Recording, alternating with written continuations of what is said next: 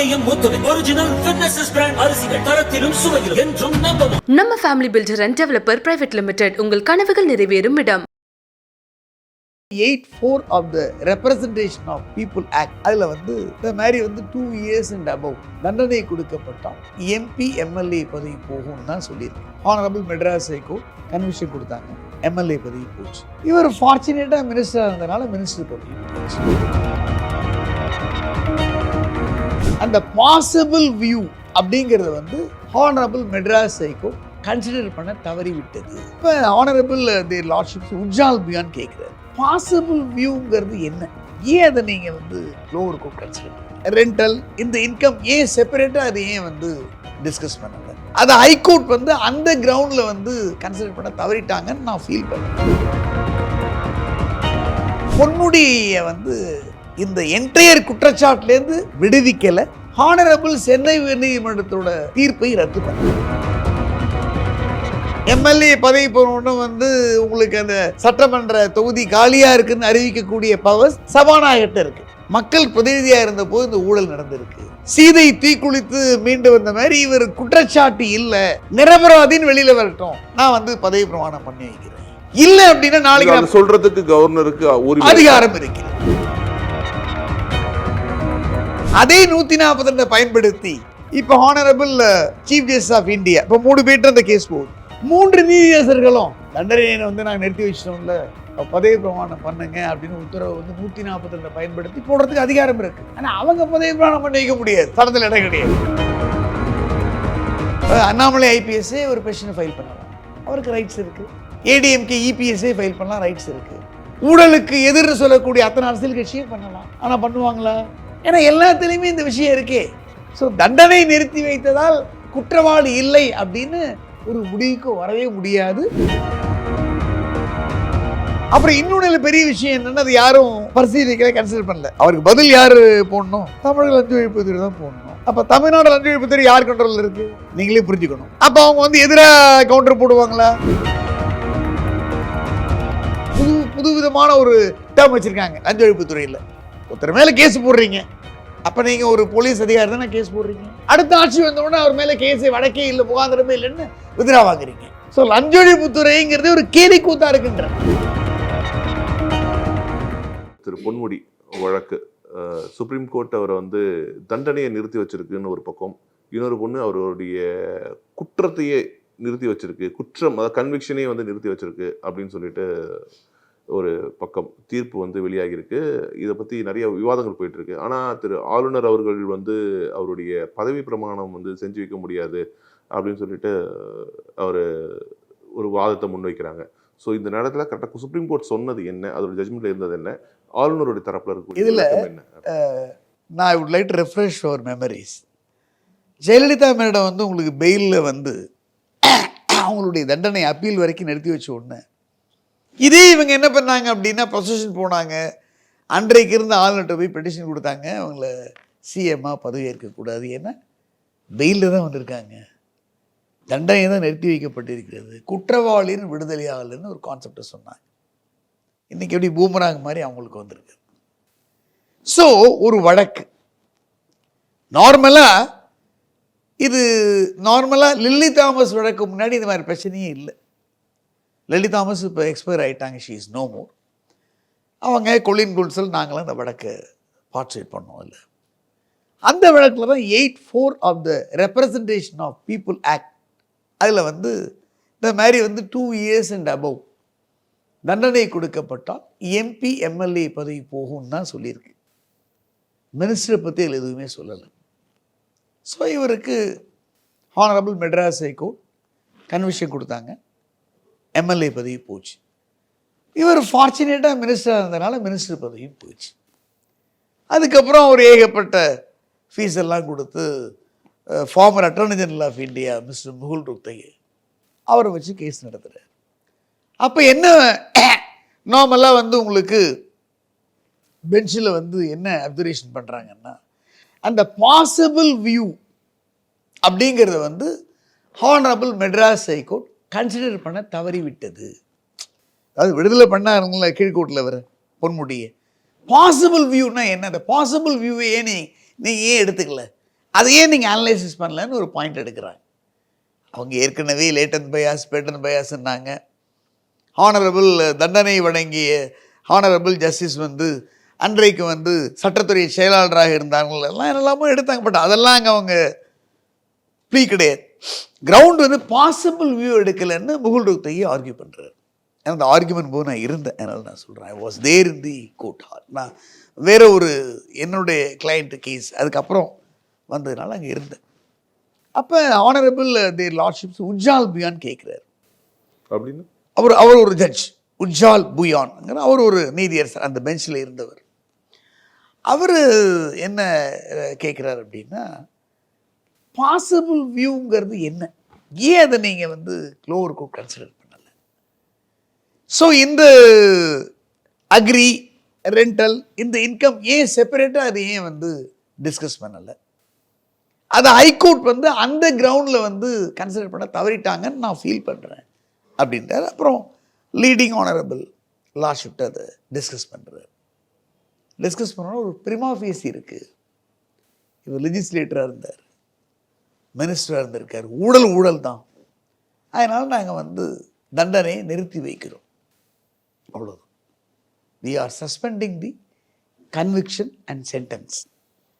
நாங்கள் செட்டசைட் பண்ணலை, மெட்ராஸ் ஹைகோர்ட் உத்தரவு வந்து நாங்கள் ரத்து பண்ணலை, தண்டனை நிறுத்தி வச்சுருக்கோம். அவங்க லஞ்ச ஒழிப்புத்துறை தரப்பில் மறுபடியும் நீங்கள் கவுண்டரை ஃபைல் பண்ணுங்க, ஃபைனல் இயரிங்க பின்னாடி வச்சுக்கலாம் அப்படின்னு சஸ்பெண்ட் பண்ணியிருக்காங்க. நார்மலாக வந்து உங்களுக்கு தண்டனை நிறுத்தி வைக்கல அப்படின்னா அவர் உள்ளே போய் ஆகணும். இங்கே எக்ஸம்ட் பண்ணுறாங்க 30 டேஸ்ன்னு, அப்புறம் அங்கே எக்ஸம்ஷன் அப்ளிகேஷன் ஃபைல் பண்ணுறாங்க. அது honourable is lordship Mr justice KV Viswanathan அவர்கள் சேம்பரில் வருது. ஸோ 2 years தானே சாதாரண சிறை தண்டனை, நார்மலாக யார் போனாலுமே அதை எக்ஸம்ட் பண்ணிடுறாங்க. அப்புறம் மெயின் நம்பர் ஆகுது. ஸோ மெயின் நம்பராக தண்டனை நிறுத்தி வைக்கலாம் அப்படின்னா இவர் வந்து சரண்டர் ஆகணும். ஸோ இது பெயில் மாதிரி வச்சுங்களேன். ஸோ தண்டனை நிறுத்தி வைக்கப்பட்டுள்ளது. ஸோ இவர் ஊழல் செய்தார், ஊழல் செய்யவில்லை அப்படின்னு என் ஜட்ஜ்மெண்ட்டும் வரல. இவர் ஊழல் செய்யலை, கீழ்கோர்ட்டு இவர் விடுதலை செய்த உத்தரவு வந்து சரியே, மெட்ராஸ் ஹைகோர்ட் உத்தரவு அதில் இல்லீகாலிட்டி இருக்குது, இன்ஃபர்மிட்டி இருக்குது, பவர்சிட்டி இருக்குது, நாங்கள் தலையிடுறோம், there is a need to interfere in the order அப்படின்லாம் சொல்லலை. பிரிமா ஃபேசி முகாந்திரம் தண்டனை ரத்து பண்ணுவதற்கு இப்போ நாங்கள் பார்க்குறோம், அப்பியர்டு, அதனால் அதை நாங்கள் ரத்து பண்ணுறோம் சொல்லியிருக்காங்களே ஒழிய பொன்முடியை வந்து இந்த என்டையர் குற்றச்சாட்டுலேருந்து விடுவிக்கலை. ஹானரபிள் சென்னை உயர்நீதிமன்றத்தோட தீர்ப்பை ரத்து பண்ணலை. அதனால் அந்த சட்டப்படி, அதாவது 8(4) பிரகாரம் வந்து மறுபடியும் ரிட்டர்ன் ஆயிடுறாரு. he has been returned to MLA legislator, அவ்வளோதான். இதுதான் வந்து சட்டம். அரசியலமைப்பு சட்டத்தில் பொறுத்த வரைக்கும் அமைச்சர்களை நியமிப்பதுங்கிறது முதல்வருடைய தனிப்பட்ட டொமைன். அவர் யாரை வேணாலும் அமைச்சராக நியமிக்கலாம், அவர் MLA-வாக தான் இருக்கணும்னு அவசியம் கிடையாது. 6 மாதத்துக்கு அப்புறம் MLA ஆகிக்கலாம், இல்லை 6 மாதத்துக்கு அப்புறம் அவர் போயிடலாம், புது அமைச்சர் கூட தேர்ந்தெடுத்துக்கலாம். அது கவுன்சில் ஆஃப் மினிஸ்டர்ஸில் ஹெட் ஆஃப் கவுன்சில் ஆஃப் மினிஸ்டர்ஸ்னால் இங்கே ஸ்டேட்டில் CM, சென்ட்ரலில் PM, அவங்களுடைய ஆளுகைப்பட்ட உட்பட்டது. ஆனால் MLA வந்து ரிட்டர்ன் ஆகிறதும், MLA பதவி போனோன்னு வந்து உங்களுக்கு அந்த சட்டமன்ற தொகுதி காலியாக இருக்குதுன்னு அறிவிக்கக்கூடிய பவர்ஸ் சபாநாயகர்கிட்ட இருக்குது. ஆனால் சபாநாயகர் மீண்டும் வந்து அமைச்சராகிறதுக்கு பரிந்துரை பண்ண முடியாது, ஹெட் CM தான் பரிந்துரை பண்ணணும். அந்த பரிந்துரையை எடுத்துகிட்டு ஆளுநர்கிட்ட போகிறார். அவர் வந்து அவருடைய வியூ என்ன அப்படின்னா, இவர் வந்து பப்ளிக் போஸ்டை வந்து ஹெல்டு பண்ணியிருக்காரு, ஒரு மக்கள் பிரதிநிதியாக இருந்தபோது இந்த ஊழல் நடந்திருக்கு, அதனால் புராணத்தில் வருகிற மாதிரி சீதை தீக்குளித்து மீண்டு வந்த மாதிரி இவர் குற்றச்சாட்டு இல்லை, நிரபராதின்னு வெளியில் வரட்டும், நான் வந்து பதவி பிரமாணம் பண்ணி வைக்கிறேன். இல்லை அப்படின்னா நாளைக்கு சொல்றதுக்கு கவர்னருக்கு அதிகாரம் இருக்கிறது, அவருக்கு பவர்ஸ் இருக்கு, எக்ஸிக்யூட்டிவ் பவர்ஸ் அவருக்கு இருக்கு. ஏன்னா நாளைக்கு வந்து நான் பதவி பிரமாணம் பண்ணி வச்சிடுறேன், சில மாதங்களில் வந்து ஒரு குற்றவாளி, நான் மெட்ராஸ் ஹைகோர்ட் தீர்ப்பை உறுதி பண்ணுறேன் அப்படின்னு சொல்லிட்டாங்கன்னா அது அரசியல் அமைப்புக்கே வந்து அது குந்தகம் களங்கம் விளைவித்த மாதிரி ஆயிரும். அதனால் நீங்கள் எம்எல்ஏ ஆகிட்டீங்க, வெயிட் பண்ணுங்க, நிரபராதின்னு வெளில வாங்க அப்படின்னு அவர் சொல்கிறாரு.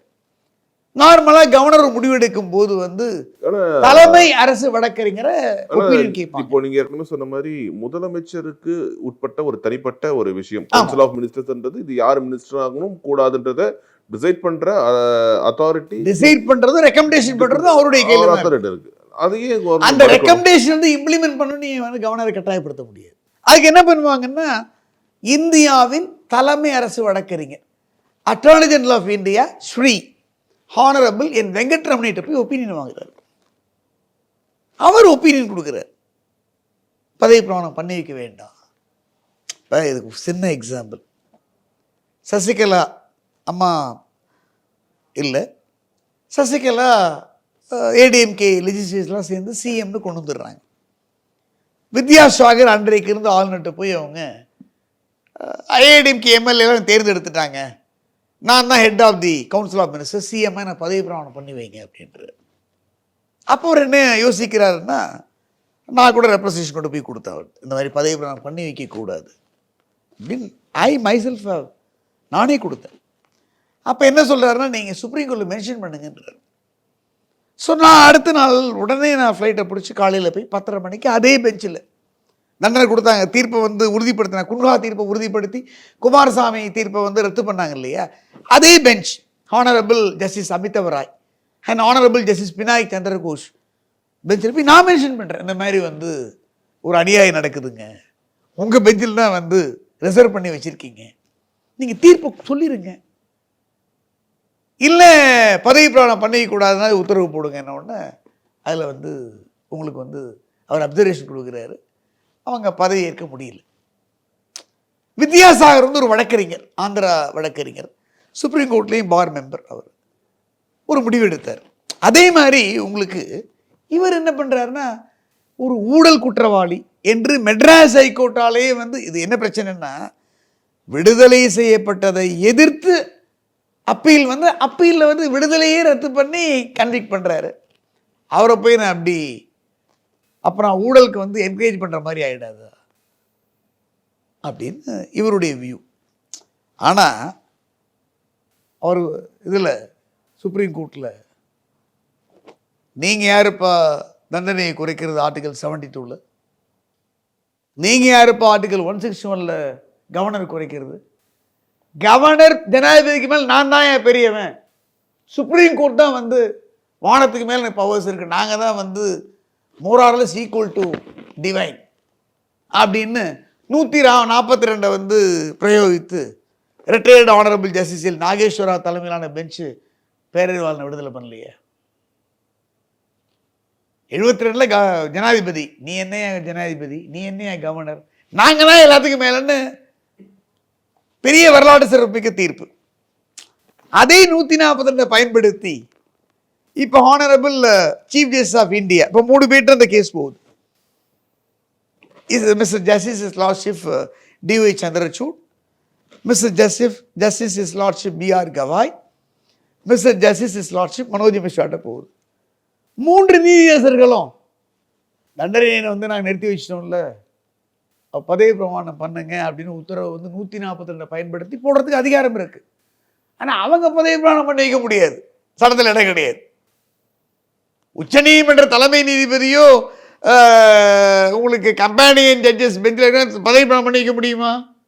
இன்னைக்கு பார்த்தீங்கன்னா இன்னைக்கு ஒரு நியூஸ் வந்திருக்குங்க, ஒரு இதில் போட்டிருக்காங்க, தவறான நியூஸ், நீ யாரையா பதவி பிரமாணம் பண்ண, நாங்களே பதவி பிரமாணம் பண்ணி வைப்போம்னு சிஜிஐ சொன்ன மாதிரி ஒரு ஃபேக் நியூஸ் போட்டிருக்காங்க. அவங்க பண்ண முடியாது. இந்த விஷயம் 142 பயன்படுத்தி பதவி பிரமாணம் பண்ணி வைங்க அப்படின்னு ஆளுநருக்கு உத்தரவு போட்டாங்கன்னா உச்ச நீதிமன்றமே ஹானரபிள் அவர் சுப்ரீம் கோர்ட்டை ஊழலை வந்து என்கரேஜ் பண்ண மாதிரி ஆயிடும். ஏன்னா இதே சுப்ரீம் கோர்ட் தான் என்ன சொல்றாங்க, ஊழலை கேன்சர்ன்றாங்க இல்லையா? அதனால தான் டாக்டர் மன்மோகன் சிங் தீர்ப்புலையும் சரி, சுப்பிரமணிய சுவாமி டாக்டர் சுப்பிரமணிய சுவாமி தீர்ப்புலையும் சரி, அப்புறம் பிஎஸ்சிஎல் தீர்ப்புலையும் சரி என்ன சொல்கிறாங்க, யார் வேணாலும் ஊழலை எதிர்த்து சுப்ரீம் கோர்ட்டுக்கு அப்பீலுக்கு வரலாம். லோக்கஸ் தேவையில்லை. An Indian citizen can prefer an appeal. An Indian citizen can intervene. இப்போ ஒண்ணுமே இல்லைங்க. நானே விருப்பப்பட்டா கூட யாரோ ஒருத்தர் இந்த சஸ்பென்ஷன் ஆஃப் சென்டென்ஸ் வந்து சரியில்லைன்னு ஒரு இன்டர்வென்ஷன் போடலாம். ரைட்ஸ் நமக்கு இருக்கு, அதை டிஸ்போஸ் பண்ணி தான் ஆகணும் சுப்ரீம் கோர்ட்.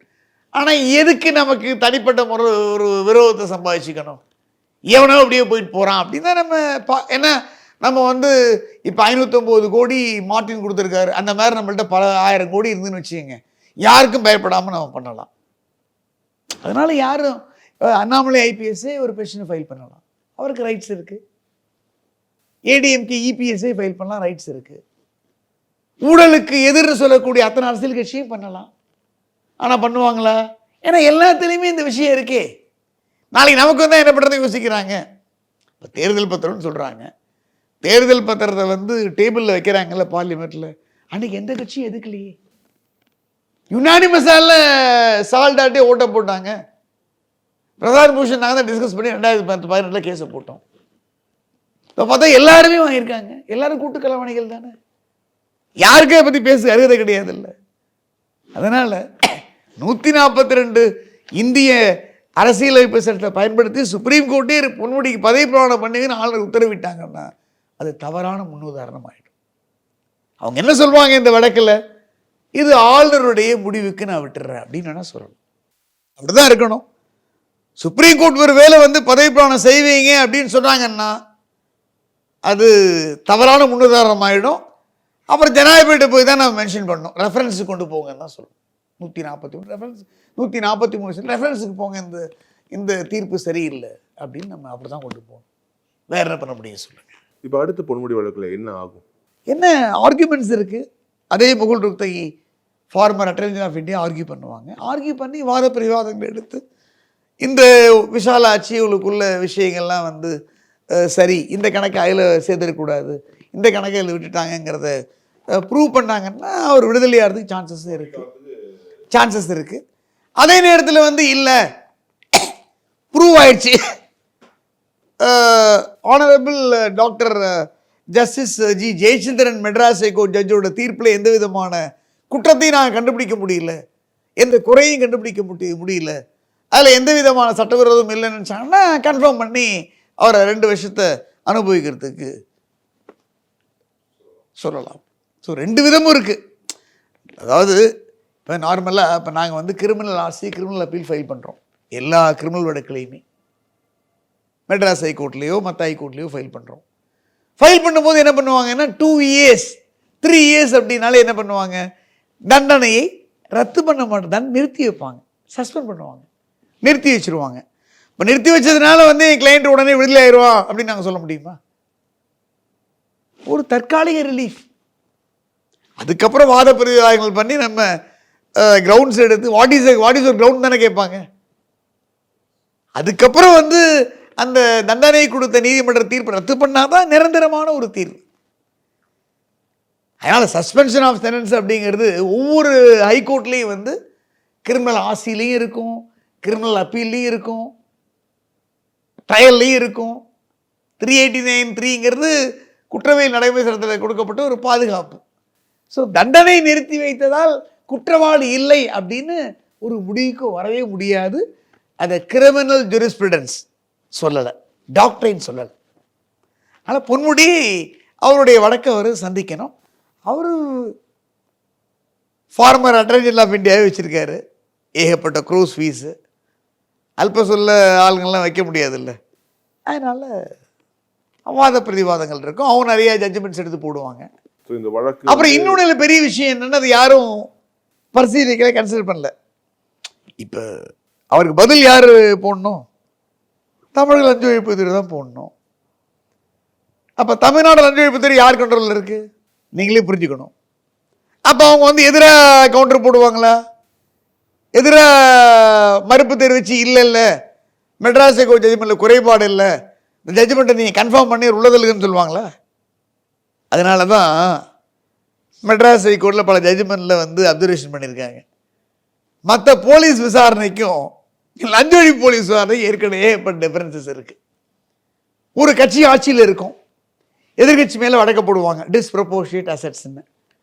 அப்போ உடனே ஒரு டிஎஸ்பி, ஐஜி, டிஐஜி எல்லாரும் விசாரணை நடத்துவாங்க, அக்கௌண்ட்டை ஃப்ரீஸ் பண்ணுவாங்க, சொத்துக்களை பறிமுதல் பண்ணுவாங்க, என்னென்ன அவமானப்படுத்தணுமோ அத்தனையும் பண்ணுவாங்க. அந்த வழக்கு நடத்துவதற்கு அவங்களுக்கு செலவுகள் யாருடைய பணம்? பப்ளிக் எக்ஸ்செக்குவர். நல்லா என்ஜாய் பண்ணிப்பாங்க. அடுத்த ஆட்சி வருங்க, வந்த உடனே என்ன பண்ணுவாங்க? மேல் விசாரணை. அந்த மாதிரி சட்டத்தில் இடமே கிடையாது. ஃபர்தர் இன்வெஸ்டிகேஷன் ஒன்று இருக்குது. அதை 173(8) மேஜிஸ்ட்ரேட் கோர்ட், ட்ரையல் கோர்ட் தான் உத்தரவிட முடியும். ஃபர்தருங்கிறது மேல் விசாரணை கிடையாது, அடுத்த கட்ட விசாரணை. ரீஇன்வெஸ்டிகேஷன், டினோவா இன்வெஸ்டிகேஷன் ஹைகோர்ட்டுக்கு தான் 482 குற்றவியல் நடைமுறை சட்டத்தில் உத்தரவு போடலாம். ஆனால் இவங்க என்ன பண்ணுவாங்கன்னா புது விதமான ஒரு டேர்ம் வச்சுருக்காங்க லஞ்ச ஒழிப்புத்துறையில், மேல் விசாரணை. நாங்கள் மேல் விசாரணை பண்ணோம், இவர் மேலே இந்த குற்றமும் இல்லை, அதனால் 321 குற்றவியல் நடைமுறை சட்டப்படி நான் வழக்கை வாபஸ் வாங்கிக்கிறேன் அப்படின்னு பிரச்சனை போட்டு வித்ட்ராவல் பண்ணிடுவாங்க. இப்போ டிபிஎஸ்சி வழக்கை வித்ட்ராவல் பண்ணுறது வாங்கிக்கிறதுக்கு வாய்ப்பு 320 போடலாம் அவங்க. இல்லைன்னா அப்பீலில் நாங்கள் அதை கைவிட்டுறோம், ட்ராப் பண்ணிடுறோம், விடுதலை பண்ணுங்க அப்படிம்பாங்க. ஸோ இது லஞ்ச ஒழிப்புத்துறை ஒரு போலீஸ் அமைப்பா இல்லையேங்கிறதே இப்போ சந்தேகமாக இருக்குது. இதை மற்ற வழக்கில் ஐபிசியில் நீங்கள் ஆக்டிவேட் பண்ணுங்களேன், பண்ண மாட்டீங்கல்ல. ஒரு ரேப்பு, ஒரு மர்டரு, ஒரு சாதாரண அடித்தடி கேஸு, ஃபைனான்சியஸ் பார்ட் 1, 2 பண்ணுவீங்களா நீங்கள்? 324, 325, 26 பண்ணுவீங்களா? ஸோ லஞ்ச ஒழிப்புத்துறைங்கிறது ஒரு கேலி கூத்தா இருக்குன்ற. ஒருத்தர் மேலே கேஸ் போடுறீங்க, அப்போ நீங்கள் ஒரு போலீஸ் அதிகாரி தானே கேஸ் போடுறீங்க. அடுத்த ஆட்சி வந்தவுடனே அவர் மேலே கேஸு வழக்கே இல்லை, முகாந்திரமே இல்லைன்னு வித்ட்ரா வாங்குறீங்க. ஸோ அரசியலில் பழிவாங்குதலுக்காக இந்த வழக்கை போடுறாங்க அப்படின்னு ஒரு பக்கம் எடுத்துக்க முடியாது. அப்போ நீங்கள் ஏற்கனவே இவர் டிஸ்ப்ரப்போர்ஷனேட் அசெட்ஸ், வருமானத்திற்கு அதிகமாக சொத்து சேர்த்து ஆதாரத்தோடு போடுறீங்க. இப்போ என்ன? இதெல்லாம் லஞ்சத்தையும் ஊழலையும் ஊக்குவிப்பதாக தான் இருக்குது. அதனால் இதுக்கு ஒரு பெரிய இந்த ப்ரிவென்ஷன் ஆஃப் கரப்ஷன் ஆக்டில் ஒரு அமெண்ட்மெண்ட் பண்ணணும். என்ன பண்ணணும்னா, ஒரு வழக்கில் விசாரணை ஒருத்தர் பண்ணிட்டார் அப்படின்னா அதை கோர்ட்டு தான் முடிவு பண்ணணும். அந்த வழக்கை விசாரித்த லஞ்ச ஒழிப்புத்துறை மேல் விசாரணைன்னு சொல்லி வழக்கை வித்ட்ராவாங்க அலோவ் பண்ணக்கூடாதுன்னு ஒரு ஷரத்தை கொண்டு வந்தால் தான் இதுக்கு ஒரு கடிவாளம் போட முடியும். ரொம்ப கேலி கூத்தார். பல கிளைண்ட்ஸ் கேட்குறாங்க, நம்மளால் பதில் சொல்ல முடியல. அது ஆனரபிள் மெட்ராஸ் ஹைகோர்ட் பல வழக்கில் அப்சர்வ் பண்ணியிருக்கு. அப்சர்வ் தான் பண்ண முடியும். இப்போ சிஏ கொண்டு போன மாதிரி இந்த ப்ரிவென்ஷன் ஆஃப் கரப்ஷன் ஆக்ட் நம்ம எடுத்துகிட்டு போய் பண்ணணும் சுப்ரீம் கோர்ட்டில். யார் பூனைக்கு மணி கட்டுறதுக்கு தானே பிரச்சனை, அதுக்கு செலவுகள் இருக்குது, அதுக்காக நம்ம போடணும் வரணும். அப்போ பல பேருக்கு நம்ம விரோதமாயிடுறோம். இந்த பல விஷயங்கள் இருக்குல்ல. அதனால் எல்லாருமே யோசிக்கிறாங்க. அதாவது ஒரு தவறு செய்கிறவன், ஒரு குற்றத்தை இழைக்கிறவன், அவன் மேலே நம்ம வழக்கு போட்டோம் அப்படின்னு நம்ம எதிரியாயிடுறோமே. அது எங்காலாக இருந்தாலும் சரி, என் கல்லூரியில் படித்த மதுரை அரசியல் சட்டக்கல்லூரியில் படித்த மாணவராக இருந்தாலும், ஜூனியர் சீனியர் இருந்தாலும் சரி, அதெல்லாம் கூட நாங்கள் பண்ணுறது தான் அப்படி தானே போயிட்டுருக்கு. அந்த மாதிரி தான் எல்லாத்துலையும் நடந்துட்டு இருக்கு. ஸோ பொன்முடியை பொறுத்த வரைக்கும் அவர் ஆளுநர் RN ரவி அவர்கள் எடுத்த முடிவு சரியானதை, சட்டப்படி செல்லக்கூடிய முடிவு எடுத்திருக்காரு. அதை ஆனரபிள் சுப்ரீம் கோர்ட் முடிவெடுக்கலான்னு உத்தரவு போடலாமே தவிர 142 பயன்படுத்தி பதவி பிரமாணம் பண்ணிக்கலான்னா அந்த ஜட்ஜ்மெண்ட்டை நம்ம மறுசீராய்வு கொண்டு போகிறதுக்கு ஜனாதிபதிகிட்ட தான் கொண்டு போகணுங்க, ஒரு வழி இல்லை. அந்த மாதிரி உத்தரவு தற்போது இருக்கின்ற தலைமை நீதிபதியாளர்கள் பிறப்பிக்க மாட்டார் நம்பிக்கையில் இருக்கும். அவ்வளோதான். ஏன்னா நேற்று இதை பற்றி நாங்கள் எங்கள் supreme court bar association president mister Adish அகர்வாலாவே டிஸ்கஸ் பண்ணார். இந்த மாதிரி உத்தரவு போட என்ன பண்ணுறது? அப்போ நம்ம எல்லாரும் சைன் அப் பண்ணிவிட்டு ஒரு ஜனாதிபதிகிட்ட கொண்டு போய் தான் கொடுக்கணும் அப்படின்னு சொல்லிட்டு இருந்தார் நேற்று கூட. ஏன்னா அவரே எலக்ட்ரல் பாண்டில் வேறு விதமான முடிவு எடுத்தார். நாங்கள்லாம் சில பேர் எதிர்ப்பு தெரிவித்தோம். பட் இந்த மாதிரி ஒரு தவறான முன்னுதாரணத்தை தலைமை நீதிபதி, இந்தியாவின் தலைமை நீதிபதியான அமர்வு எடுக்க மாட்டால் நம்பிக்கையோடு இருக்கும். Let us hope for the best. நன்றி சார். Thank you. காங்கேயம் முத்துவின் ஒரிஜினல் ஃபிட்னஸ் பிராண்ட் அரிசிகள் தரத்திலும் சுவையிலும் என்றும் நம்பவும். நம்ம family builder and developer private limited, உங்கள் கனவுகள் நிறைவேறும் இடம்.